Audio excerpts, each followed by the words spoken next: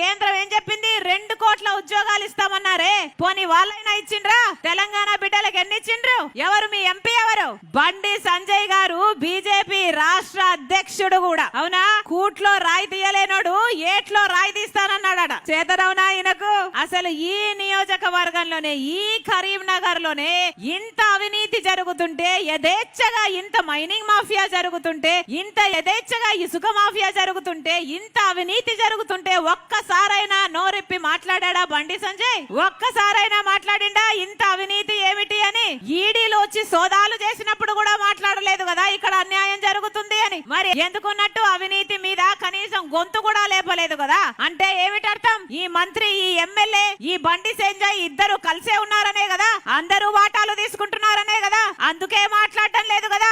ఎందుకు గొంతెత్తడం లేదు బండి సంజయ్ అని అడుగుతున్నాం. పెద్ద బీజేపీ నాయకుడు లాగా పెద్ద పెద్ద మాటలు మాట్లాడతావే, నీ సొంత నియోజకవర్గంలో నీ ముక్కు కిందనే ఇంత అవినీతి జరుగుతుంటే ఎందుకు గొంతు ఎత్తడం లేదు బండి సంజయ్ అని అడుగుతున్నాం. చేతనైందా? ఏం చెప్పారు వీళ్ళు? స్మార్ట్ సిటీ చేస్తానని చెప్పాడు కదా బండి సంజయ్. మరి స్మార్ట్ సిటీ కోసం నిధులు తేయడం చేతనైందా? అభివృద్ధి చేయడం చేతనైందా? ఏం చేతనైంది బండి సంజయ్ కి?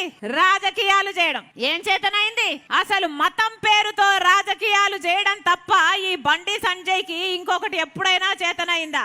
ఏం మాటలు మాట్లాడుతున్నారు? బుర్ర లేని మాటలు ఎన్ని మాట్లాడాడు? మసీదులన్నీ కూలగొట్టాలట, శివుడు వస్తే వాళ్ళదట, శవాలు వస్తే ముస్లింస్ అట. అర్థం ఉందా మాటలలో? అంటే మతం పేరుతో చిచ్చు పెట్టాలి, చిచ్చు పెట్టినాక సలిమంటలో వీళ్ళు సలిగాచుకోవాలి. ఇదే కదా బీజేపీ పార్టీకి తెలిసిన రాజకీయం. ప్రజల కోసం ఎప్పుడైనా నిలబడ్డారా? ప్రజల కోసం ఎప్పుడైనా మాట్లాడినారా? సిగ్గులేని వాళ్ళు వీళ్ళు నాయకులు. ఇలాంటి వాడు బీజేపీ పార్టీకి రాష్ట్ర అధ్యక్షుడు. ఇంత దిక్కుమాలిన మాటలు మాట్లాడుతున్నా ఒక్కడైనా యాక్షన్ తీసుకున్నాడా?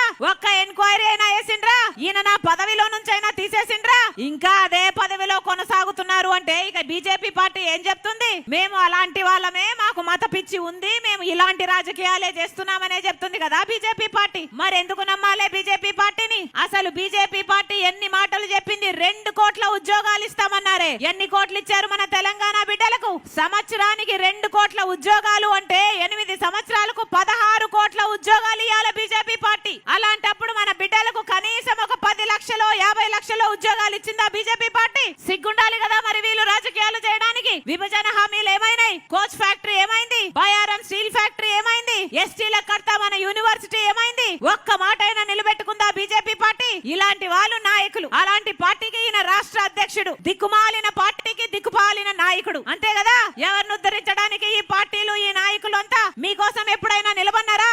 హాయ్ ఫ్రెండ్స్, మా టుడే టుమారో యూట్యూబ్ ఛానల్ చూస్తున్నందుకు చాలా థ్యాంక్స్. మరిన్ని లేటెస్ట్ వీడియోస్ కోసం వెంటనే సబ్స్క్రైబ్ చేయండి. అలాగే ఈ బెల్ ని కూడా రింగ్ చేసేయండి.